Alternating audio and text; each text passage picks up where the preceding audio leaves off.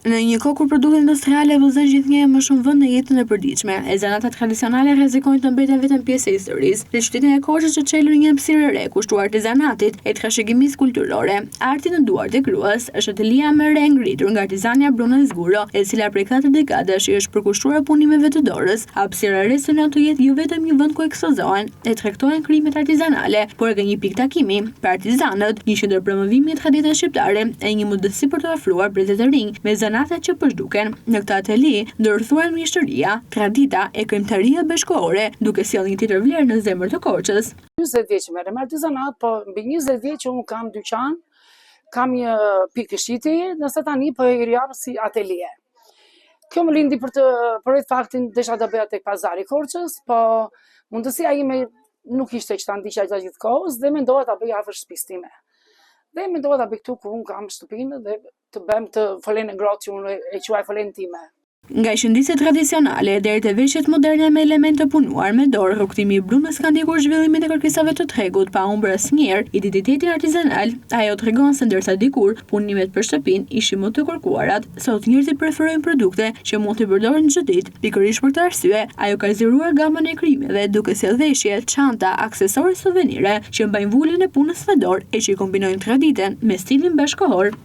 Fillimisht unë kam filluar me qendristari, me punime dore të ndryshme, sa tani unë kam kthyer në veshje, në jetesë, pasi për shtëpinë mbaruam perdet, centro, tavolinat, kortinat, panoramat, tani çdo që po kthehet në veshje. Pasi shtëpia i merr një herë këto dhe janë të kostueshme dhe nuk mund t'i kesh gjatë gjithë kohës. Dhe mendova t'i kthej në veshje. Veshja është gjë e përditshme dhe e konsumit të përditshëm.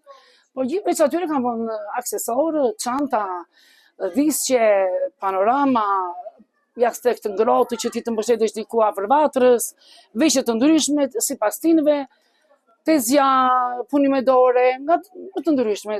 Çdo produkt që ekspozohet në atelie mbart një histori, një proces të gjatë pune. Shumica e tyre janë krime të realizuar përgjithsisht me dorë, ndërsa ka produktet bazë që përzihen nga tregu transformohen me modele unike, fal ndërhyrjes artistike të Brunës. Ajo thekson se çdo klient mund të gjejë sa të precis një produkt sipas dëshirës, duke bërë çdo punim të personalizuar e të veçantë.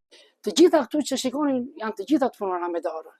Unë kam dhe nga ato që i blend, unë ja ndryshoj stilin, ja ndryshoj atë modelin dhe kjo më lindi që të bëj vetëm veshje. Këtu mund të gjejnë çfarë të duan, çfarë dëshirojnë, unë ja u bëj. Domethënë kjo varet nga dëshira e klientit, e diçka që unë kam përgatitur, mund t'ja u sugjeroj. Për Bruna Zguro artizanati nuk është vetëm profesion, por edhe mision për të mbrojtur trashëgiminë kulturore shqiptare. Pas dekadash punë e pjesëmarrje në aktivitete të shumta kulturore, ajo vendoset të bashkojë artizanatët në një organizim të përbashkët, duke krijuar shoqatën Arti në duart e gruas. Qëllimi ishte të krijonte mundësi zejtarëve të prezantonin punimet e tyre e të gjenin një treg ku vlerësohej puna artizanale. Jam marrë shumë me trashëgiminë kulturore dhe me ruajtjen e saj me fanatizëm, që e vogël, kam rreth 40 vjet që unë punoj punime dore. Dhe këte kam trashëgimi nga gjyshe dhe nga mamaja ime, por duke parë interesimin dhe duke parë to gra që punojnë kaq bukur dhe nuk gjenin dot një treg dhe një mundësi për të shitur prodhimet e tyre, ne formuam shoqatë dhe quajtëm Arti në duart e gruas. Shoqata e cila funksionon prej më shumë se 9 vitesh ka mbledhur rreth vetes artizanë të profesionave të ndryshme, përveç grave që merren me punime dore, pjesë e saj nga mjeshtrat e hekurit, gurit, këpucare zanatçin, të tjerë të cilët prezantojnë traditën shqiptare në panajire kombëtare, ndërkombëtare. Edhe pse migracioni ka bërë që numri i anëtarëve të ulet, grupi vijon të mbetet aktiv në promovimin e artizanatit. Kjo shoqatë ka mbi 9 vjet që funksionon dhe janë rreth 70 artizanë. Tani mbas jam më pak se dhe disa kam dhe ku ka patur artizanen më të vitën 90 vjeçare që punonte punime dore. Dhe tani janë trukur, kanë ikur, kanë emigruar, kanë mbitur një pjesë shumë e vogël, po rreth 40 i kam shumë aktive.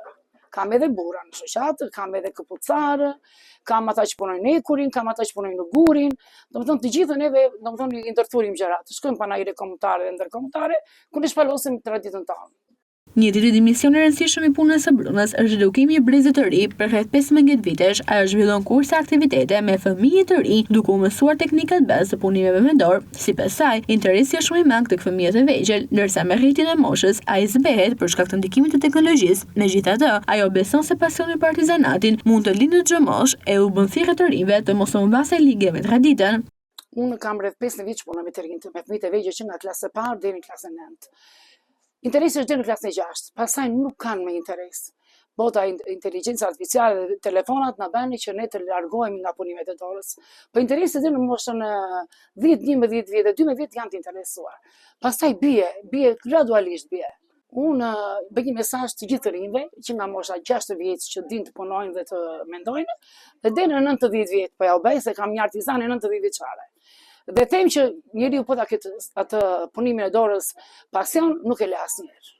Në një kohë kur zanate tradicionale përballen me sfidën e ruajtjes e transmetimit të brezat të rinj, iniciativa si Arti në duart e gruas synon t'u japin një jetë të re punimeve artizanale shqiptare. Përmes kësaj atelie, Bruna Zgura jo vetëm vijon të promovojë krimet e saj, por u hap dyert e artizanëve të tjerë që të ekspozojnë dhe vlerësojnë punën e tyre. Synimi mbetet i njëjtë që tradita të mos mbetet vetëm kujtim, por të vazhdojë të jetojë, të përshtatet me kohën e të trashëgohet brez pas brezi.